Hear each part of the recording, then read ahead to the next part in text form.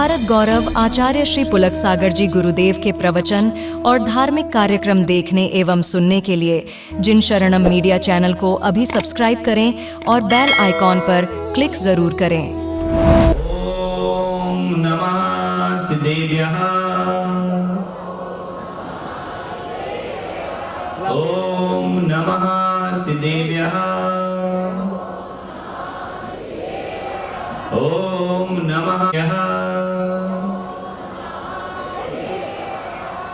यद च भावेन प्रमुदित मना दर्दुरेह क्षणादासीत स्वर्गे गुणगण समृद्ध सुखनिधि लवन्ते सदवत्ता शिव सुख समाजम किमुतदा महावीर स्वामी नयन पथगामी भवतु मे। महावीर स्वामी नयन पथगामी भवतु मे।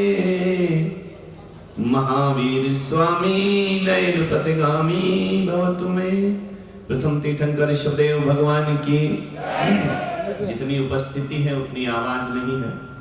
मेरी खराब है, तुम्हारी नहीं है। मेरा गला खराब है, तुम अपना मोहल्ला चालू रखो। ऋषभदेव भगवान की।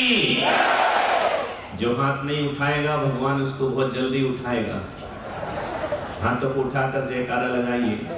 ऋषभदेव भगवान की, शांतिनाथ भगवान की, पार्श्वनाथ भगवान की, महावीर भगवान की, आचार्य गुरुदेव श्री पुष्पदंत सागर जी मुनि महाराज की, पंच कल्याण प्रतिष्ठा महा महोत्सव की।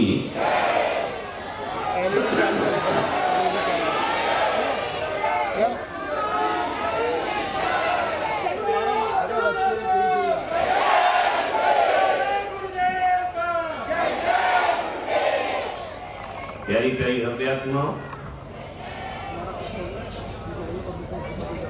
भगवान का जन्म कल्याणक महोत्सव है। स्टेज पर देखो तो पूरा स्वर्गलोक जमीन पर है और जमीन पर देखो तो पूरा बागड़ मेवाड़ यहां बैठा हुआ है।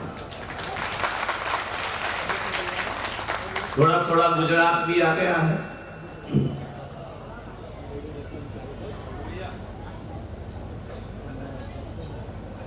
राजा विश्वसेन, राजा अश्वसेन लोकप्रिय हो गए। आज लोकप्रियता अर्जित करना चाहिए। आज का जन्म कल्याणक संदेश देगा कि हर व्यक्ति को लोकप्रिय होना चाहिए। और ऐसा कोई व्यक्ति नहीं है जो लोकप्रिय होना नहीं चाहता हो।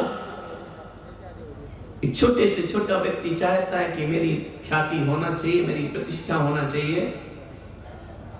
तो एक बड़े से बड़ा व्यक्ति भी लोकप्रियता की इच्छा रखता है। बोलो यहाँ पर जितने इस बनारस नगरी में बैठे हैं, बदनाम होना चाहते हो या नाम पाना चाहते हो? जोर से आवाज निकालो। लक्षण खराब है तो खाक नाम मिलेगा तुम्हें। नाम पाना चाहिए। हर व्यक्ति को लोकप्रियता अर्जित करना है। राजा विश्वसेन लोकप्रिय हो गए। लोकप्रिय होना भी चाहिए। किसी पद पर बैठकर कोई लोकप्रिय नहीं होता मेरे भाई। नंबर 2 की कमाई से कोई लोकप्रिय नहीं हो जाता है। बेईमानी से, चालबाजियों से कोई लोकप्रिय नहीं हो जाता है। लोकप्रिय होने के लिए धन दौलत की जरूरत नहीं पड़ती है। आदमी के व्यवहार और आदमी के चरित्र की जरूरत पड़ा करती है, तब आदमी लोकप्रिय हुआ है। राजा विश्वसेन धन दौलत से लोकप्रिय नहीं हुए। बामा देवी अपार संपदा से लोकप्रियता अर्जित नहीं करती है। कितनी भी दौलत हो, सौधर्मिंद्र के पास, कांतिलाल जी सौधर्मिंद्र बने हैं, यदि एक दौलत को दान नहीं करते और भक्ति में मन नहीं लगाते तो आज इनको कोई सौधर्मिंद्र कहने वाला दिखाई नहीं देता। तो धन दौलत से कोई लोकप्रिय नहीं होता है। अपने व्यवहार और सदाचरण से आदमी लोकप्रिय हो जाए। हजारों आंखें इन्हें देख रही है, सिंहासन पर बैठे हैं सौधर्मेंद्र, लाखों की आंखें यहाँ पर दृष्टि गड़ाए बैठी हैं। इनकी तिजोरी पर तुम्हारी दृष्टि है, इनके बैंक बैलेंस पर तुम्हारी दृष्टि है। कमेटी का नहीं कह सकता हूं, उनकी हो सकती है कि बोली ले तो ली, देंगे कब। लेकिन एक बात याद रखना, इन हजारों लाखों आंखें यदि देख रही हैं तो उनके धन दौलत मकान और गाड़ी को नहीं देख रही हैं, वह सौधर्मेंद्र की भक्ति को अपने आंखों से देखने का प्रयास मानिए। दुष्चरित्र की दुर्गंध फैलती है, वो सच्चरित्र की सुगंध फैला करती है। विश्वसेन की सुगंध फैल रही है, महक रहा है आंगन, सुवासित हो रही है गलियां, अंबर झूम रहा है, धरती नाच रही है। किसकी वजह से नाच रही है? उनके सच्चरित्र की वजह से। झुंड के झुंड देवी देवता महाराज विश्वसेन के महल में पहुंच रहे हैं। 2 4 6 नहीं, झुंड के झुंड। जैसे तुम आए ना गाड़ियों में भर भर के, झुंड के झुंड उतर रहे हैं। बोले कहां जा रहे हैं? बोले नागफणी जा रहे हैं, पंच कल्याणक देखने जा रहे हैं। जहां से देखो वहां बसें गाड़ियां भाग रही हैं नागफणी पारसनाथ की ओर। ध्यान रखना, वैसे देवता स्वर्ग से उतर उतर कर नीचे आ रहे हैं। क्या अनुपम दृश्य है! क्या चाहिए उन देवताओं को? ये देवता इतने बैठे हैं, किस लिए आए हो यहां पर? बताओ, नकली देव तुम बताओ तो, असली तो नहीं हो। किस लिए आते हैं? ये जो इतनी अपार जन में इतनी आज इस पंडाल में बैठी हुई है, किस लिए आए आप यहाँ पर? अच्छा भोजन करने, बैंड पे नाचने? किस लिए आए हो यहाँ पर? बोलिए। पंडाल की शोभा देखने? बोलो, किस लिए आए यहाँ पर?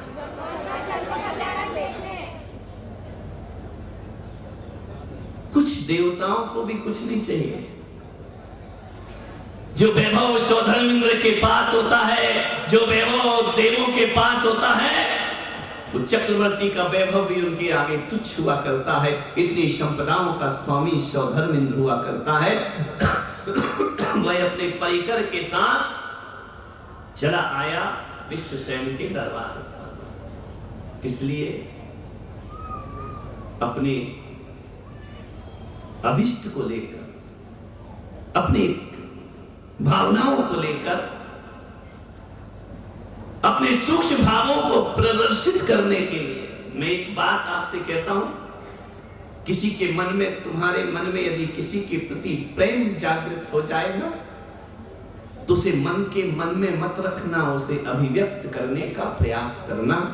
क्योंकि प्रेम ऐसी चीज है जो व्यक्त करने से निरंतर बढ़ा करता है, और क्रोध ऐसी चीज है जो व्यक्त करने से जीवन का पतन हुआ करता है। ध्यान रखिए, प्रेम की अभिव्यक्ति करो।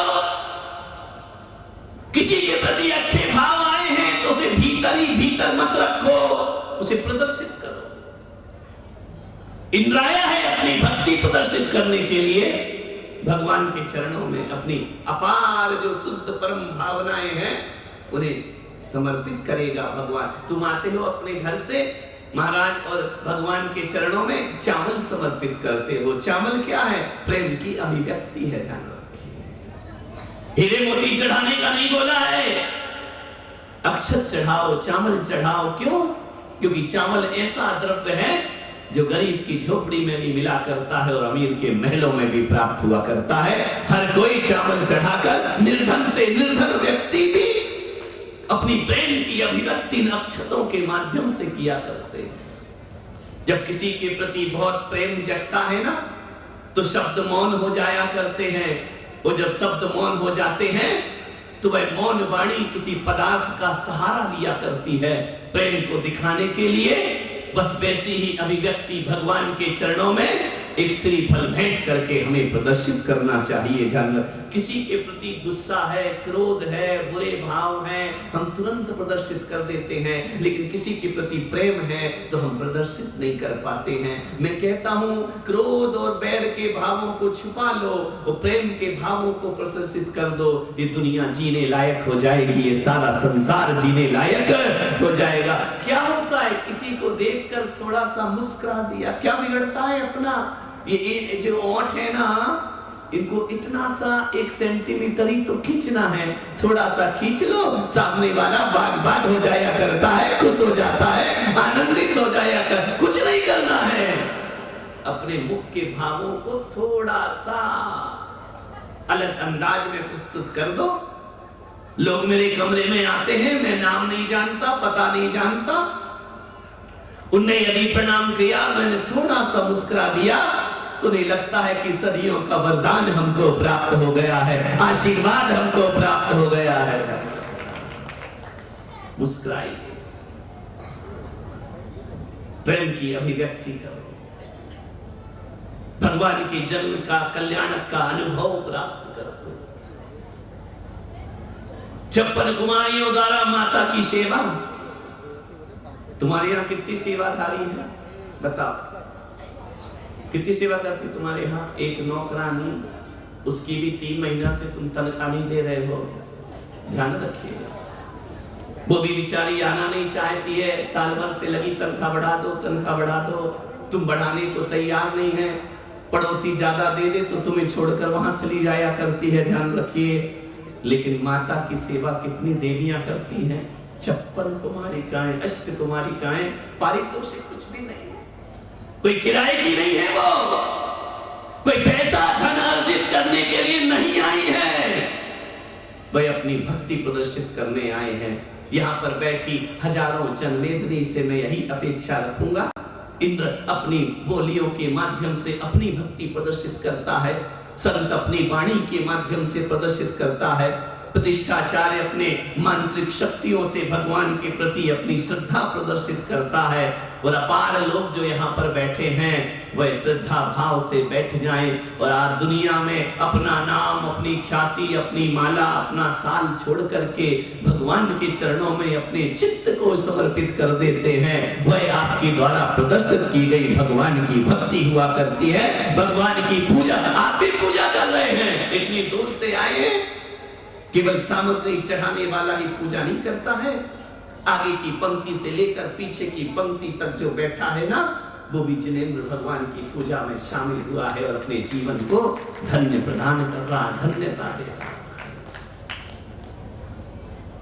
स्वधर्मेंद्र शक्रेंद्र पधारे, भगवान का अनुभव मेरे तीर्थंकर का वो प्रभाव है कि मनुष्य का मन जो भोगी है वो योगी बनने लगता है। ये मेरे तीर्थंकर का प्रभाव है। देवताओं, सारे देवता पल भर को भोग को छोड़ करके भगवान की भक्ति में विरक्ति का अनुभव करते हैं, नार की दुखों से मुक्त हो जाते हैं, तीनों लोक के नाथ का जन्म होता है। मान्यवर, ये मत सोचो कि केवल बामा देवी गर्भवती हुई, धरती भी गर्भवती होती है, माता भी गर्भवती होती है और आप भी गर्भवती होते हैं। ये जैन धर्म ऐसा है जो कहता है कि अकेले स्त्री ही गर्भ धारण नहीं करती है, यहाँ तो पुरुष भी गर्भ धारण कर लिया करता है। जब भगवान गर्भ में आते हैं ना, तो धरती रत्न गर्भा हो जाया करती है, उसके गर्भ में रत्न समाये जाते हैं। जो कुबेर रत्न लुटाता है वो गर्भ में जाके समाहित हो जाया करते हैं। धरती रत्न गर्भा हो जाती है, माता पुत्र गर्भा हो जाती है, और आप और हम जैसे लोग धर्म गर्भा हो जाते हैं। हमारे गर्भ में धर्म का अवतरण हो जाता है। कौन कहता है पुरुष गर्भ धारण नहीं करते? धर्म को धारण कर लिया करते हैं। जिनसेन आचार्य लिखते हैं कि प्रजा धर्म गर्भा हो जाया करती है। विचार करो, बचपन से सुनती आ रही है बामा देवी कि जिन जननी बनेगी। शास्त्रों में लिखा है ना कि जिनेंद्र भगवान की जो जननी होती है उसके आहार तो होता है पर निहार नहीं होता है, उसके मासिक धर्म नहीं होता है। सोचो किसी बालिका का मासिक धर्म ना हो तो पिता को चिंता नहीं होती। यौवन अवस्था को धारण कर चुकी, मासिक धर्म नहीं होता उसका, पिता चिंतित है किससे विवाह करेंगे। कोई राजा इससे विवाह कैसे करेगा? जिसके मासिक धर्म ना हो उस लड़की से कौन शादी करेगा? राजा विश्वसेन ने उनसे विवाह किया, बामा देवी से। ऋषला से नहीं होती है माता, चिंतित है।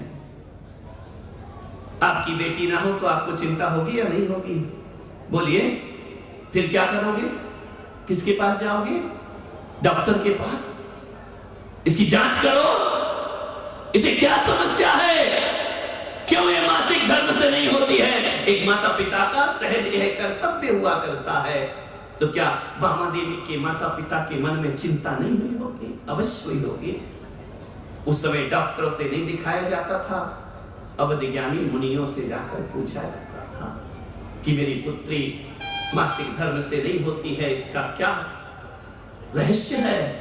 अवध ज्ञानी मुनि कहते हैं कि हे राजन, तेरी पुत्री पुत्री नहीं, जिन जननी का सौभाग्य लेकर के धरती पर अवतरे। जिस बालिका ने बचपन से सुन रखा हो कि मैं जिन जननी बनूंगी, और ये घोषणा बहुत पहले हो जाती है। भगवान नेमिनाथ के समोसरण में यह दिव्य घोषणा हो गई। पूछा गया भगवान नेमिनाथ से कि बताओ भगवान, आपके बाद इस धरती पर कौन तीर्थंकर जन्म लेगा? नेमिनाथ भगवान ने समोसरण में कहा कि मेरे बाद यहाँ पर पार्श्व कुमार नाम के तीर्थंकर का जन्म होगा। कहाँ जन्म होगा? उन्होंने कहा बनारस नगरी में जन्म होगा। कौन से प्रांत में होगा? काशी प्रांत में होगा। काशी प्रांत के बनारस नगरी, जरा ये भी बताओ भगवान, किसके यहाँ उनका जन्म होगा? बोले अश्वसेन की महारानी बामा देवी की कुक्षी से पार्श्व कुमार का जन्म होगा। ये घोषणा वर्षों पहले हो गई, कोई अज्ञात नहीं। लोग कहते हैं लोगों को पता नहीं रहता है। नेमिनाथ के समोसरण में पारसनाथ का भी जिक्र आ जाता है और भगवान अंतिम तीर्थंकर महावीर का भी जिक्र आ जाया करता है। ध्यान रखिए, कोई अघोषित नहीं है, सब पूर्व घोषित है। अब सोचो, यदि तुम्हें कह दिया जाए एक नारी साधारण पंचम काल की यदि सची इंद्राणी की बोली ले लेती है। यहां दिसंबर में बोलियां लगी थी ना कांतिलाल जी, और जिस दिन तुम्हें पद मिला उस दिन से क्या सोच रहे थे? मैं इंद्र बनूंगा, मैं इंद्र बनूंगा, शोधर इंद्र बनूंगा।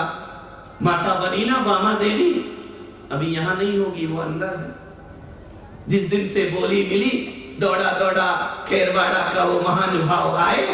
बोली लग रही थी 23वें तीर्थंकर है, न लाख लगाना ना 2 लाख लगाना, 23वें तीर्थंकर है, 23 लाख की बोली लेता हूँ, माता पिता का पद ग्रहण करता हूँ। फिर बढ़ते गई। हमारे बड़े राजन भाई ये तो बढ़ाने में माहिर है, 23 से 26 27 तक पहुंचा दिया उसको। ध्यान रखना। लेकिन जिस दिन उनसे पूछना, इतना गदगद वह व्यक्ति था, मेरे चरणों में नयन जल भर करके लाया, मैं धन्य हो गया महाराज, मुझे माता पिता का बोली का दर्जा प्राप्त हो। ध्यान रखना, मेरी कमाई धन्य हो गई, मेरा जीवन धन्य हो गया। महाराज मैं भावना रखता हूं कि घर की सभी जिम्मेदारियों से मुक्त होकर आपके चरणों में दीक्षा धारण कर जीवन को सार्थक करो। ऐसे महान विचार, पवित्र विचार, ऐसे विचार वालों को माता पिता का दर्जा मिला करता है। उससे पूछना कि दिसंबर से लेकर फरवरी तक उसके दिन कैसे बीते हैं। उसकी पत्नी से पूछना क्या अनुभव होता रहा। मैं भगवान की माता बनी, मैं भगवान की माता बनी हूं। एक बात सोचो, अपार जन सैलाव में आपसे निवेदन करता हूं कि बोली लेकर माता बनने की स्वभाव वाले के भाव कैसे होते हैं। वो जो हकीकत में बामा देवी बनी हो, बचपन से सुना हो ये माता बनेगी, उसके भावों का क्या कहना, उसकी पवित्रता का क्या कहना, उसकी पावनता का। पग पग पर उसे लगता था मैं जिन्हें जन्म, मेरी कोख से भगवान का जन्म हो, मेरा देह देवालय हो जाएगा, मेरी कुक्षी भगवान की देवी बनेगी। क्या बामा देवी अजैन थी? तीर्थंकर के बारे में नहीं जानती थी? सब कुछ जानती थी। क्या उसने जैन धर्म नहीं पढ़ा था? जैन थी, छत्राणी, जैन क्षत्रिय थी वह। उसने भी तीर्थंकरों के पुराण और चरित्र को सुन रखा था। उसकी अनुभूति करने का प्रयास करो, नहीं तो तुम्हारी अनुभूति मालूम है मुझे। घर जाओगे कहेंगे पंचकल्याणक कैसा चल रहा, यार क्या खाना दिया, मजा आ गया। ये तुम्हारी अनुभूति है पंचकल्याणक की। क्या व्यवस्था थी, मजा आ गया। क्या पंडाल लगा, मजा आ गया। क्या गाने बज रहे थे, आनंद आ गया। ये अनुभव लेकर के जाओगे, खाने का अनुभव नहीं मेरे भाई। रूखी सूखी भी मिल जाए तो मिल जाए, भोजन तो घर में भी मिला करता है, लेकिन भगवान का चरित्र घर में प्राप्त नहीं हुआ करता है।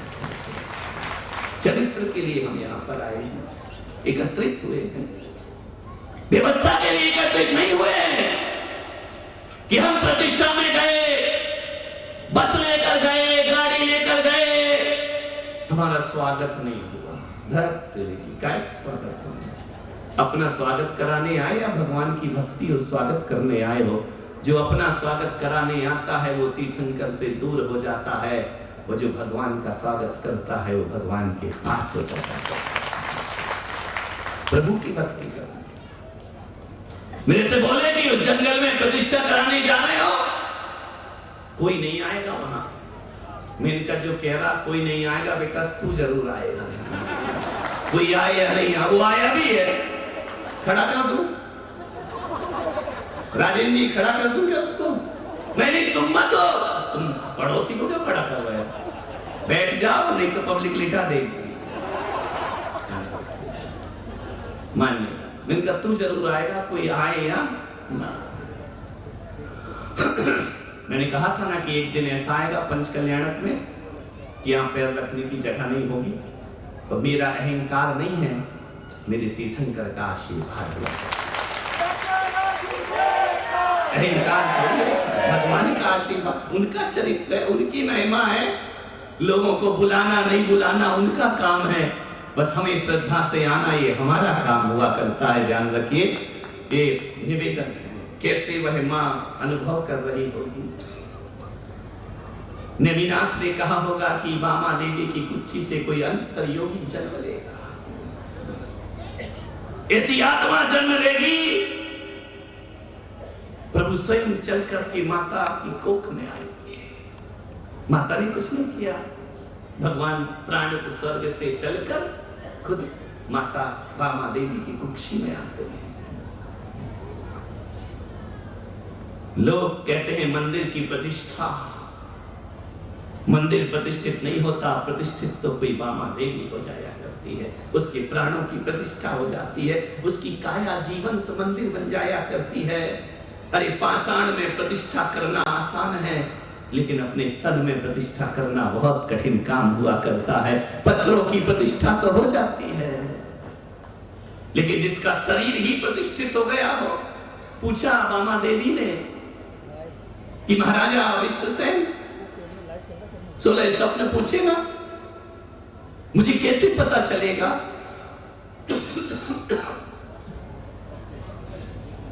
कि मेरे गर्भ में तीर्थंकर आ गए हैं? मुझे पता, मेरा अनुभव कैसे होगा? ध्यान रखिए, हर पंचकल्याणक में यही बातें बताई जाती है। मैं कुछ अलग बताने का प्रयास कर रहा हूं, ये मेरा चिंतन है, मेरी सोच है।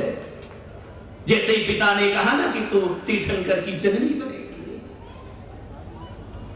विश्वसेन ने कहा कि हे देवी, तेरी कोख में तीर्थंकर आने वाला है।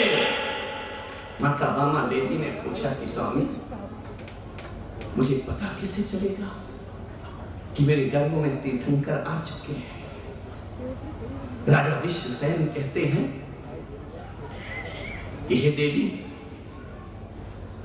जिस दिन भगवान तेरे गर्भ में आएंगे ना, तो भगवान का स्पर्श, भगवान की गंध, भगवान का प्रकाश, भगवान का तेज, इसकी जब तुझे अनुभूति होगी, अद्भुत अनुभूति होगी, उस दिन समझ लेना कि तेरे गर्भ में तीर्थंकर का अवतरण हो चुका है।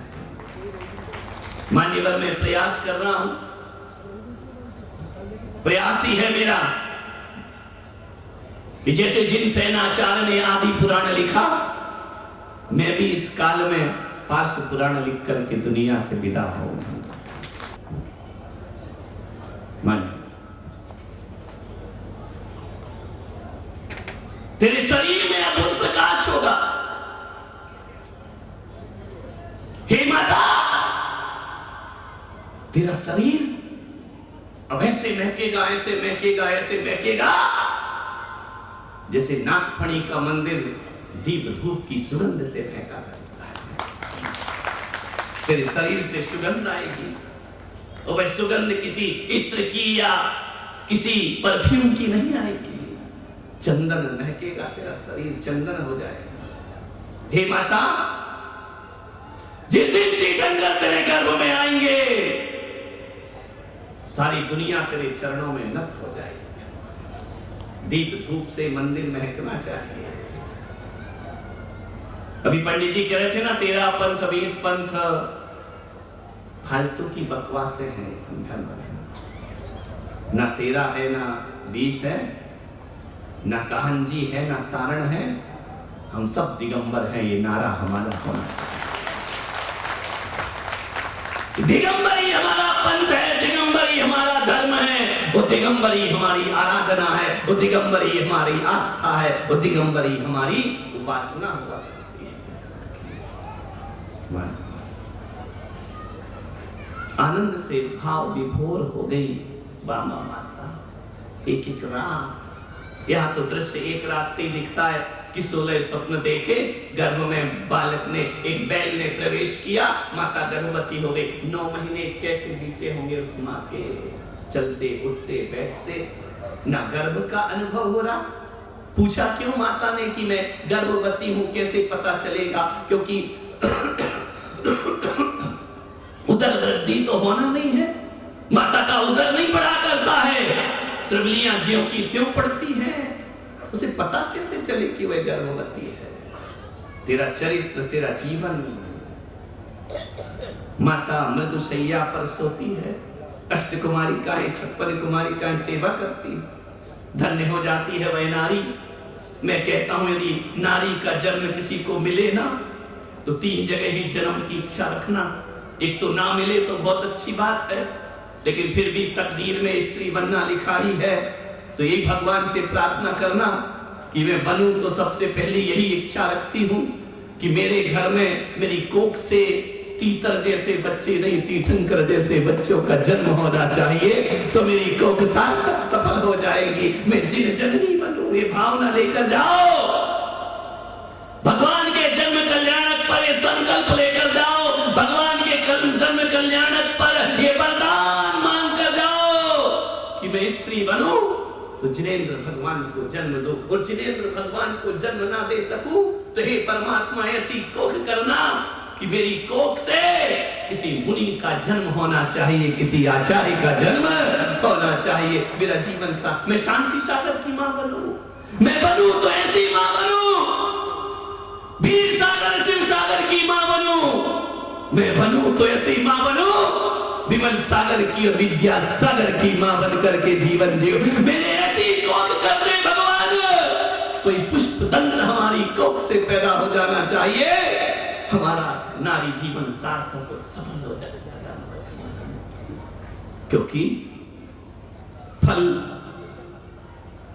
जब जगत में सम्मान पाते हैं ना, तो फलों से ज्यादा सम्मान उसका वृक्ष पाया करता है। ऐसी माता बनो। दूसरी प्रार्थना करना कि भगवान, यदि मुनि की मां और जिनेंद्र की मां बनना पाने का सौभाग्य मुझे ना मिला, तो ऐसी स्त्री बनाना कि सच्ची इंद्राणी बनकर जीवन को सार्थक और सफल कर सके। सच्ची इंद्राणी कौन बनती है मालूम है? प्रसूति का ग्रह में अभी देखना दृश्य पंडित जी ने रोक दिया है कि पहले वर्णन होना चाहिए फिर दृश्य होना चाहिए। पंडित जी सूझबूझ के धारी, मैंने कहा बाद में कर देना प्रवचन। बोले बाद में उस दृश्य का कोई महत्व नहीं रहेगा, आप प्रकाश डालेंगे तो लोग भक्ति भाव से दृश्य का अवलोकन करेंगे। प्रथम दर्श इंद्राणी करती है तीर्थंकर। मैं देश की तमाम नारियों से निवेदन करता हूं, स्त्री पर्याय मिले और सची बनना है ना। और समाज पुरुषों से भी कोई जरूरी नहीं है, तुम इतने दूध के धुले नहीं हो कि अगले जन्म में पुरुष ही बनो, नारी भी बन सकते हो। क्योंकि कई तो ऐसे हैं कि पुरुष बन के भी घर में खाना बना रहे हैं, वो धोखे से आदमी बन गए हैं। ध्यान रखना, बनना तो स्त्री था उनको। घर में पोछे लगा रहे हैं, झाड़ू लगा रहे हैं। इसलिए आपसे निवेदन है, बन जाओ नारी, कोई दिक्कत नहीं है, सच्ची इंद्राणी बनना। लेकिन सच्ची इंद्राणी कौन बनता है मालूम है? बोलियां लेने से सच्ची इंद्राणी नहीं बनते। सूर्य की पहली किरण फूटती है जब आकाश से, जो मंदिर में जाके पहले दर्शन करता है उसे सच्ची इंद्राणी का पद प्राप्त होता है। 8 बजे होता है तुम्हारा सूर्योदय। मैं दिल्ली में था, एक आदमी से मैंने कहा कि ब्रह्म मुहूर्त में उठा करो। बोले जो आदेश महाराज। मैंने कहा ब्रह्म मुहूर्त कितने बजे होता है? बोले 9 बजे। पत्नी बाजू में खड़ी थी, मैंने कहा माजरा क्या है? 9 बजे ब्रह्म मुहूर्त। मैं तो हिल गया अपनी कुर्सी से। मैंने पत्नी से पूछा कि ये 9 बजे कह रहा है। बोले महाराज सही कह रहा है। मैंने कहा मतलब क्या? बोले 9 बजे ही सो के उठता है। तो इनका जब ये उठेगा तभी ब्रह्म मुहूर्त हो जाएगा। बोले गलती आपकी है। मैंने कहा मेरी क्या गलती है? बोले एक दिन आपने प्रवचन में कहा था, हमने यूट्यूब में सुना था। मैंने कहा क्या सुना था? बोले जब जागो तब सवेरा। आप ही तो ऐसी शिक्षा देते हो, तो इसने सीख लिया मैं 9 बजे उठूं तभी ब्रह्म मुहूर्त होता है। सची बनना है, पहले दर्शन तीर्थन करके करना है। तो हर बालक बालिका को, हर आबाल वृद्ध को अपने ग्रह में बने हुए जिनालय का एक संकल्प होड़ मचना चाहिए कि पहला दरवाजा मैं जाकर मंदिर का खोलूंगा। ध्यान रखना, वह पुण्य जो कमाता है ना, वो सची की पर्याय प्राप्त करता है। ध्यान रखिए। तीसरी जगह और नारी बन जाना, ये इजी है थोड़ा, 2 तो कठिन है।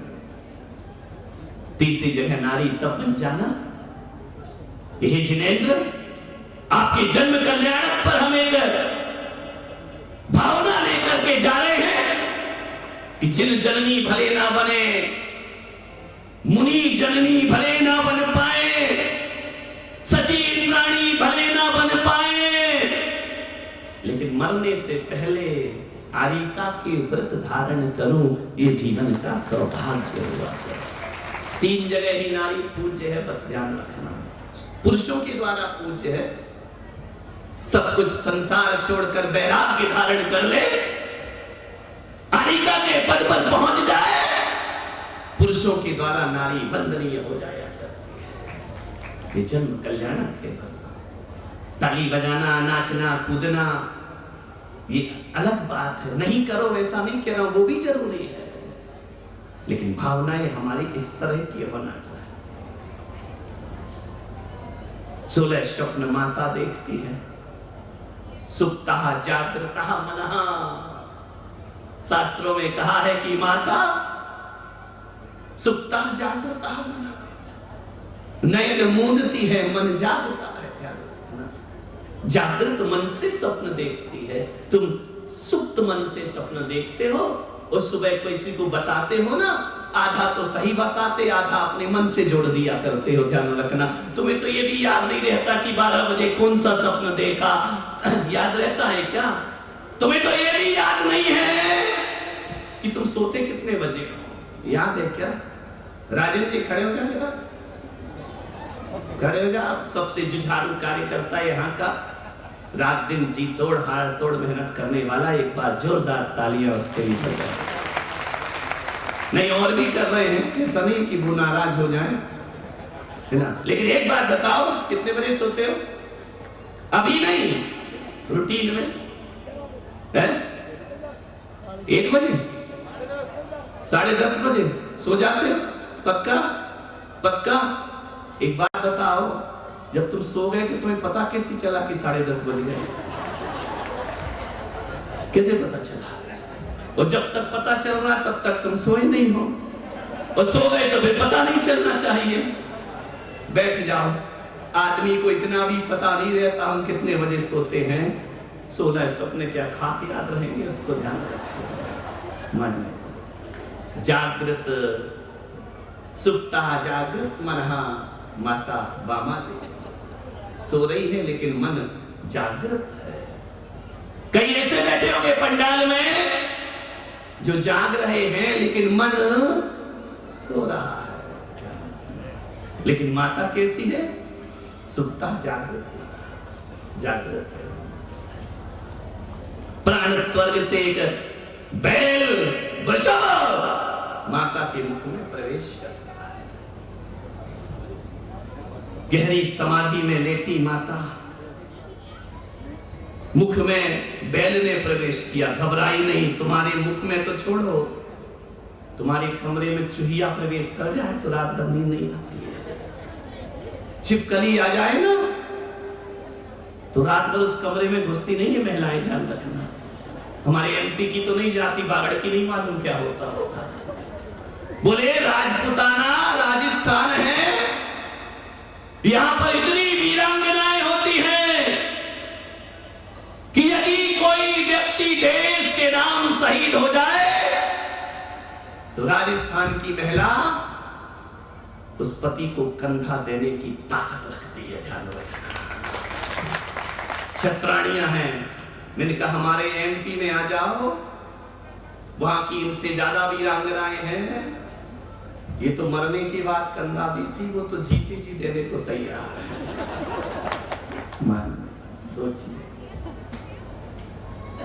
एक चिट्ठी आ जाए तो रात भर नींद नहीं आती है, इतनी घबराती है, ध्यान रखना। एक बाथरूम में 3-4 कॉकरोच मर गए। पूछा कैसे मर गए? एक महिला गई, पूछा कि कैसे मर गया ये? अरे तू अहिंसा धर्म को मानने वाली है, जैन है, कॉकरोच कैसे मार दिया? उसने कहा मैंने मारा नहीं। बोले क्या हुआ? बिच्छीवाड़ा के थी? नहीं, अब थोड़ी मुझे बिच्छीवाड़ा जाना है, क्या बिगाड़ लोगे मेरा? मुझे तो खेरवाड़ा जाना है। बोले क्या हुआ? कैसे मरा? बोले मैंने मारा नहीं। बोले क्या हुआ? बोले वॉशरूम में कॉकरोच देखकर इतनी जोर से चिल्लाई, उसको हार्ट अटैक आ गया, उसमें निपट गया। मारा नहीं, वो खुद ही मर गया।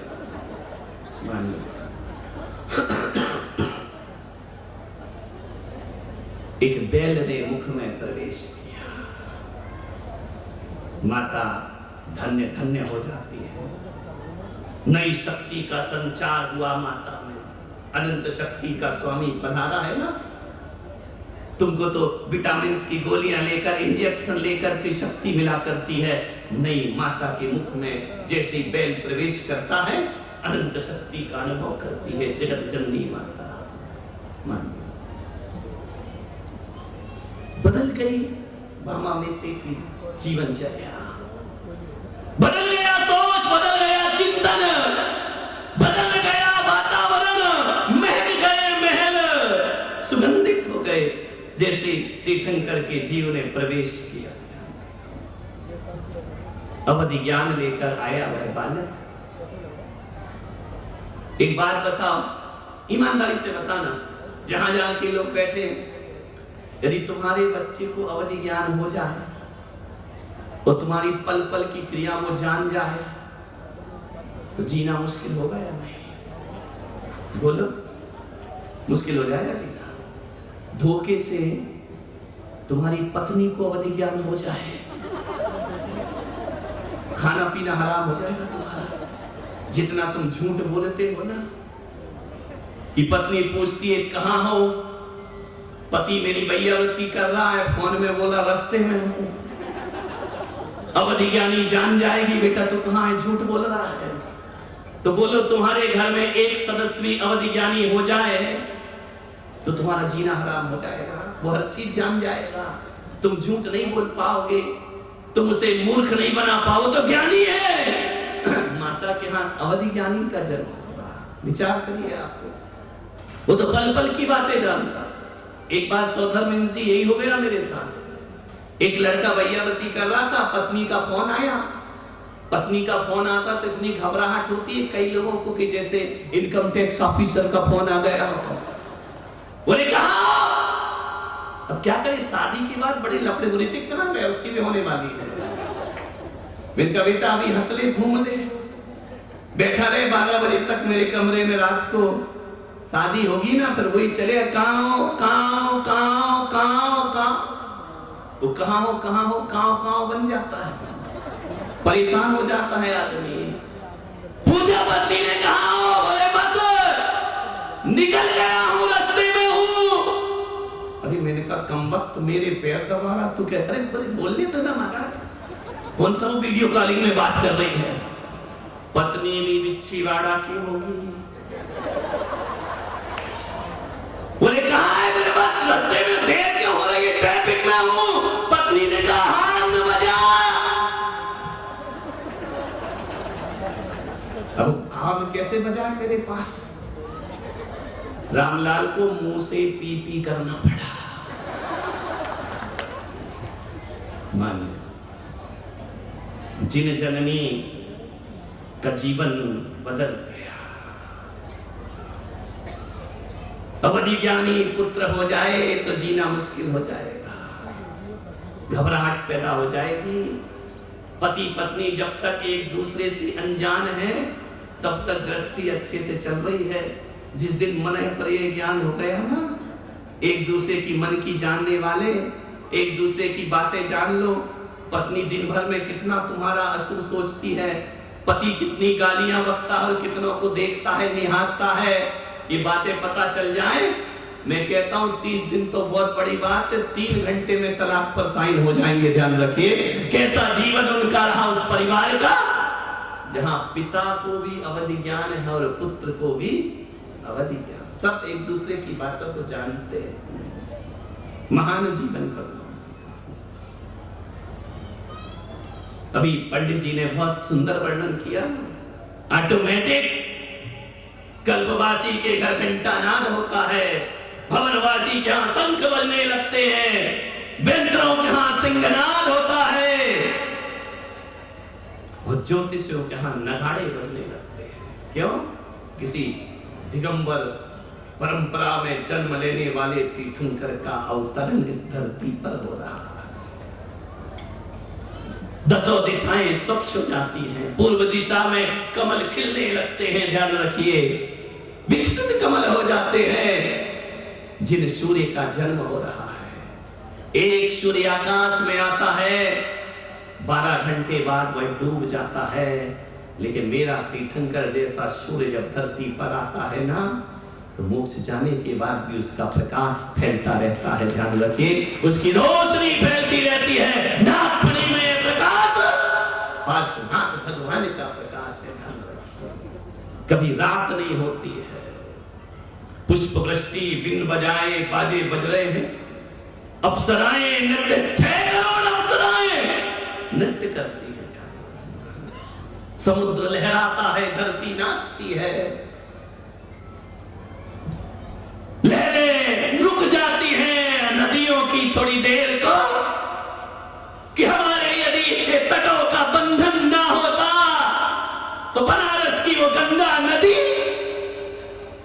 भगवान के महल में प्रवेश करके उनका दर्शन कर जीवन को धन्य कर लेती। लोग कहते हैं कि गंगा में नहाने से लोग पवित्र होते हैं, और मैं तिलक सागर कहता हूं पारसनाथ के जन्म से गंगा पवित्र हो जाया करती है। गंगा का किनारा महान पवित्रता को धारण कर लिया करता है। गंगा जगत को पवित्र करती होगी, लेकिन गंगा को कोई पवित्र करता है? तो मेरे तीर्थंकर पारसनाथ गंगा को पवित्र किया करते हैं। ऐसा जीवन हमारे तीर्थंकर का। सोचना है जितने इंद्र उससे 10 गुना ज्यादा इंद्राणियां। ये रेशो ये रहता है, एक इंद्र की 40 नील इंद्राणियां। सची वो भी छोटी मोटी की तो गिनती मत करो। कितनी लाए हो कांतिलाल जी? एक है या 40 नील लाए हो? वो भी डर डर के बता रहे हो कि जैसे इनकम टैक्स ऑफिसर को साथ लाए हो। ऐसा तो नहीं कि तुम ये सोच रहा कि वो भी नहीं आती तो और मजे से नाचता।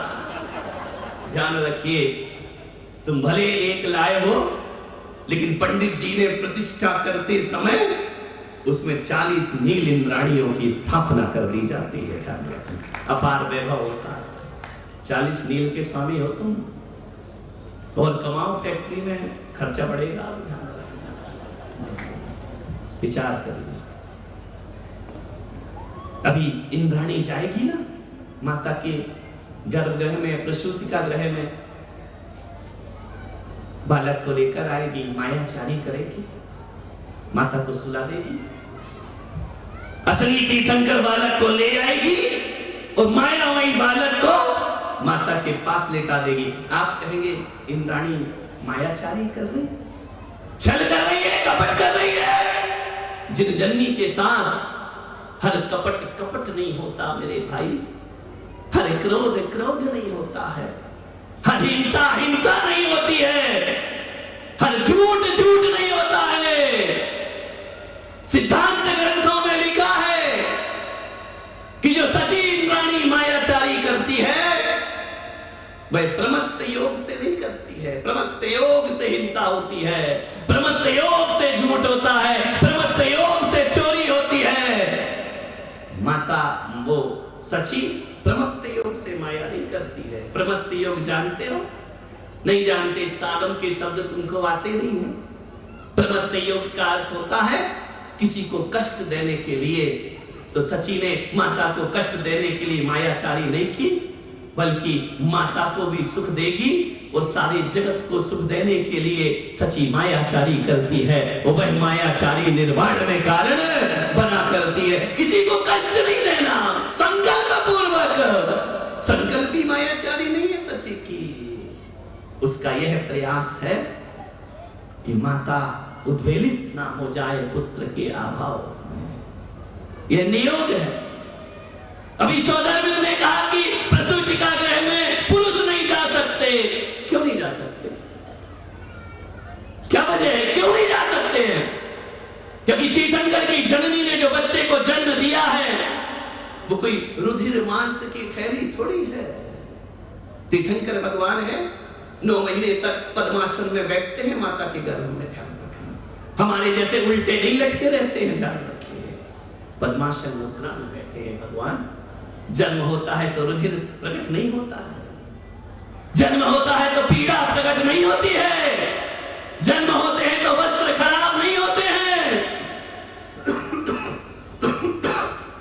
ऐसे जन्म होता है जैसे पूर्व दिशा ने सूर्य को पैदा कर दिया। ध्यान रखना।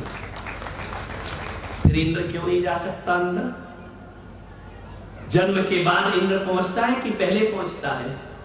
पंडित जी, बाद में पहुंचता है। वहां जन्म हो जाता है तब आसन कांपता है, फिर इंद्र नीचे आता है, तब तक तो वहां सब कुछ हो जाता है। तो पुरुष क्यों नहीं जा सकता? नहीं जा सकता। क्यों? यह नियोग है। ध्यान रखना, ये वहां कोई अशुद्धि है कि उनके सामने बच्चा पैदा हो रहा, ये स्थिति भी नहीं है वहां। वहां तो बच्चे का जन्म तो अष्टकुमारिकाएं करा दिया करती है, लेकिन पुरुष इसलिए नहीं जाता। ऐसा नियोग है क्योंकि हमारे तीर्थंकर को ये सम्मान पुरुषों को नहीं स्त्रियों को दिलाना था। इसलिए उन्होंने कहा सची ही अंदर जा सकती है, वो ही बालक को ले। स्त्रियों के स्वाभिमान की आवाज सबसे पहले कोई उठाता है ना, तो हमारे तीर्थंकर सबसे पहले स्त्रियों को सम्मान दिया करते हैं। लोग कहते हैं कि दिगंबर लोग स्त्रियों का अपमान करते हैं, उन्हें मोक्ष का भागीदार नहीं मानते हैं। मैं पुलक सागर कहता हूं कि पिता से भी ज्यादा पूज्य किसी ने अपनी मां को बनाया तो वह हमारे तीर्थंकर भगवान होते हैं। पिता की सेवा करने कोई अष्ट कुमार नहीं आते हैं, कोई 56 कुमार नहीं आते हैं। पिता की सेवा करने कोई पंखा नहीं चलता है। शुरू से ही ऐसा ही है, जो दशा तुम्हारी अभी है वो उस समय थी। पति के तो यही हाल है, ज्ञान कोई नहीं पूछता। सारी सेवा किसकी होती है? माता की होती है।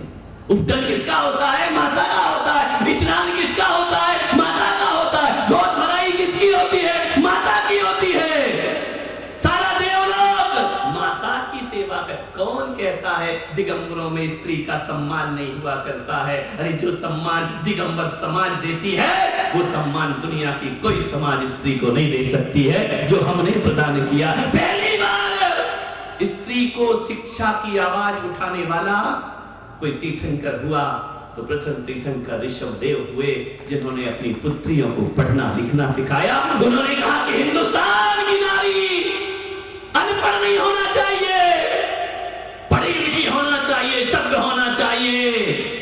हिंदुस्तान की नारी वो होना चाहिए जो पुरुषों के द्वारा भी पूज्य होना चाहिए। इतनी बड़ी स्वतंत्रता कौन दर्शन देगा जगत में? नारियों लगाओ जरा एक बार पार्श्वनाथ का जयकार।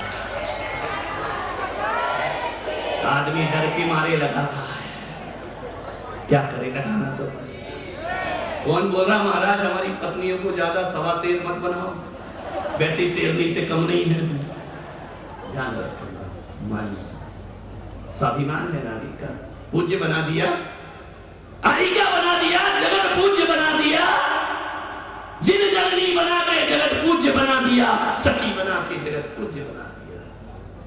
बहुत सम्मान है नारियों का, और मैं भी बहुत सम्मान करता हूं, क्योंकि मुझे भी रोटी यही खिलाती है, तुम नहीं देते। मेरी सभा में भीड़ भी नहीं की होती है, और इतने प्यार से खिलाती है। मालूम है जितने प्यार से अपने पति और बच्चों को नहीं खिलाया होगा, उससे ज्यादा प्यार से अपने संतों को भोजन कराती है। मैं डूंगरपुर में था, एक आदमी बोला मेरा बिहार हो रहा था, रोने लगा। मैं समझा कि मेरे लिए रो रहा होगा। मैंने कहा कायरे क्यों रोता है, क्या दिक्कत है? बोले महाराज जब तक तुम थे रोज चौका लगता था, थाली में 12 कटोरी मिलती थी। अब तुम चले, कल से वही 2 कटोरी मिलेगी। अब मैं क्या करूं? तुम थे तो बड़े मौज थी, बड़े मजे थे, अब फिर वही चटनी रोटी खाओ। मानता हूं कि सब्जी में दम नहीं है, लेकिन ये कहना का भी हम में दम नहीं है। कभी दम दिखा दिया तो दम निकाल देगी। मानिएगा, आपसे नहीं देख सकते। नारी बहुत सम्मानित है, मायाचारी नहीं है, वो सचेगी। शादी से पुण्य का बंध है, वो सर्वप्रथम आपसे निवेदन है। भगवान का जन्माभिषेक होगा, अभी देखे बिना जाना मत। ये नहीं कि लेट हो गए, टाइम हो गया है, वो टाइम बर्बाद है। मैं कहता हूं कि जितना भी समय घर गृहस्थी और परिवार में लगाया वह जीवन बेकार है, वो जितना मेरे प्रभु की भक्ति में लगा दिया वो जीवन सार्थक और सफल हो जाएगा। भगवान का अभिषेक देख करके जाना। महापुराण में कहा है कि इंद्र आनंद भाव से भगवान का अभिषेक देखता है, देवियां आश्चर्य भाव से अभिषेक देखती है, विद्याधर विस्मय भाव से अभिषेक देखते हैं, और चारण रिद्धिधारी मुनिराज एकाग्र चित्त होकर भगवान का जन्माभिषेक देखा करते हैं। कौन कहता है मुनि जन्माभिषेक नहीं देख सकते हैं? देखना ही चाहिए, एकाग्र चित्त होकर देखना चाहिए। अभी पंडित जी पांडुप शिला पर चारणधारी मुनियों की स्थापना करेंगे कि आओ पधारो। एक बोले कि अरे मुनि महाराज तो छठे गुण स्थान, एक आध खोपड़ियां हैं, पंडित वर्ग ऐसा माथा खाते हैं, आता जाता कुछ नहीं है। बोले मुनि महाराज छठे गुण स्थान में, भगवान चौथे गुण स्थान में। क्या छठा गुण स्थान वाला चौथे गुण स्थान को नमस्कार कर सकता है? क्यों नहीं कर सकता? कर सकता है। ध्यान रखना, इसलिए कर सकता है कि छठे गुण स्थान वाला मुनि चाहे मैं पुलक सागर हूं, चाहे आचार्य पुष्पवंत सागर हो, चाहे आचार्य विद्यासागर हो, चाहे आचार्य विमल सागर हो, चाहे आचार्य शांति सागर हो, चाहे आचार्य कुंद कुंद भगवान हो, ये छठे गुण स्थान वाले मुनि अपना कल्याण कर रहे हैं। वो जिसका जन्माभिषेक देख रहे हैं उसका कल्याण हो चुका है, ध्यान रखना। वो जिसका हो चुका है वो बड़ा होता है, वो जो कर रहा है वो छोटा होता है। करने वाले जिनका हो गया उनकी वंदना किया करते हैं, ध्यान रखिए। हम कल्याण कर रहे हैं, हमारा कल्याण हुआ नहीं है। वो जिसका जन्माभिषेक हो रहा उसके पांचों कल्याणक हो चुके हैं, ध्यान रखना। जिसका हो चुका वो वंदनीय है। कल गर्व कल्याणक था, भगवान वस्त्र से आच्छादित थे, हमने प्रणाम किया, हे भगवान तुम गर्व से मुक्त हो गए, अभी हमें कई गर्व धारण करना है। तुम जन्म से मुक्त हो गए, हमें अभी कई जन्म धारण करना है। और आपके उस मुक्त हुए गर्व को और आपके उस मुक्त हुए जन्म की जो वंदना करता है, एक दिन वो भी जन्म और गर्व से मुक्त हो जाया करता है। ऐसा मेरे तीर्थंकर का वैभव। मान्यवर समय हो रहा है, इतना ही कहूंगा कि जिन जिन को सची बनना हो ये संकल्प लेके जाना नागफणी पारसनाथ से कि अपने मंदिर का पहला द्वार मैं खोलूंगा। हमेशा प्रतिदिन जिनालय के दर्शन करने में जाऊंगा। भीड़ लग जाएगी जिस समय मंदिर का द्वार खुलता है। ऐसा लगेगा कि इंद्र अपनी सभा को लेकर अपने जिनालय की ओर आ गया। जीवन सार्थक होगा। प्रथम अभिषेक मैं करूं, सुमेरु पर्वत पर तुम्हारा अभिषेक होगा। भगवान के कोई भी कार्य कहीं हो रहे हो, राजेंद्र जी, धनपाल जी, पंडाल खोले, बाहर तक पौड़ी खड़ी है। जो मैंने कहा वो पूरा हो गया। लोग कहते कि नहीं आएंगे, झुकती है दुनिया, झुकाने वाला चाहिए, और आती है पब्लिक बुलाने वाला। आए, पूरा देवलोक आ गया। आपसे निवेदन है, कितनी भी शादी हो, कितने भी घर के काम हो, किसी की मृत्यु भी हो जाए तो भी आदमी को सब चीज छोड़कर पहले भगवान के पंच कल्याणक में पहुंचना चाहिए। जीवन सार्थक सफल हो जाएगा। क्योंकि हम किसी के जन्म लेने के लिए पैदा नहीं हुए हैं, हम किसी की शादी विवाह करने को पैदा नहीं हुए हैं। हमारा जन्म किसी की मौत में मरघट जाने के लिए नहीं हुआ है। हमारा जन्म यदि हुआ है मोक्ष जाने के लिए हमारा जन्म हुआ है। तो मोक्ष का रास्ता एक ही है, तीर्थंकर भगवान के पंच कल्याणक। वहां मान मर्यादाएं, सामाजिक मर्यादाएं नहीं देखी जाती हैं। जहां तीर्थंकर का पंच कल्याणक हो, सबसे पहले हमें अपने लक्ष्य की तरफ बढ़ना चाहिए। बहुत सी बातें हैं, कल और करूंगा। तबीयत नासाज है, लेकिन जब मैं अपने तीर्थंकर का वर्णन करता हूं ना, तो मैं फिर तन की परवाह नहीं करता।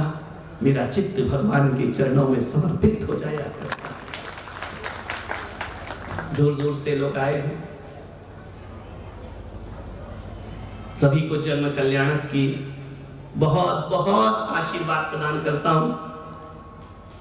और मैं आप सबका स्टेज से कमेटी स्वागत करे नहीं करे अलग विषय है। मैं अपार जन्मेंद्री का स्वागत एक संत होकर, आचार्य होकर करता हूं, क्योंकि आप मेरे लिए नहीं, नागफणी पारसनाथ के लिए यहाँ पर पढ़ा। जो मेरे तीर्थंकर का सम्मान करेगा, ये पुलक सागर जन्म जन्म उसका सम्मान करेगा, ध्यान रखना है। जो मेरे तीर्थों की रक्षा करेगा, पुलक सागर अपने तपस्या की जितने भी पुण्य है, मेरे तीर्थों की रक्षा करो, मैं अपना पुण्य तुम्हारी झोली में डालने को तैयार हो जाऊंगा। मेरे तीर्थंकरों का विकास करो, तीर्थों का विकास करो, ये संत अपना सर्वस्व तुम्हारे दामन में डालने को तैयार हो जाएंगे। आप सब इस जंगल में आए और आज मंगल जैसा वातावरण तुमने कर दिया है। बहुत बहुत सबका आभार व्यक्त करता हूँ, आशीर्वाद प्रदान करता हूँ।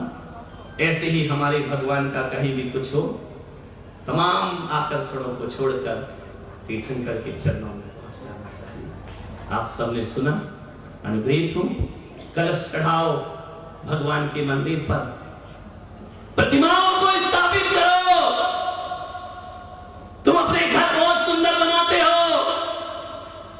मेरे तीर्थंकर की 24 टॉप बनी है। तुम्हारे घर की वाशरूम देखने लायक है। मैं ऋतिक के घर में रुका था, नया बना है, देखने लायक मकान। अपना घर सुंदर बनाओगे तो मेरे भगवान की टॉप पर भगवान स्थापित करना है। अपार जन्मेजनी से कहूंगा, लुटा दो अपना धन नाक फड़ी पारसनाथ के लिए।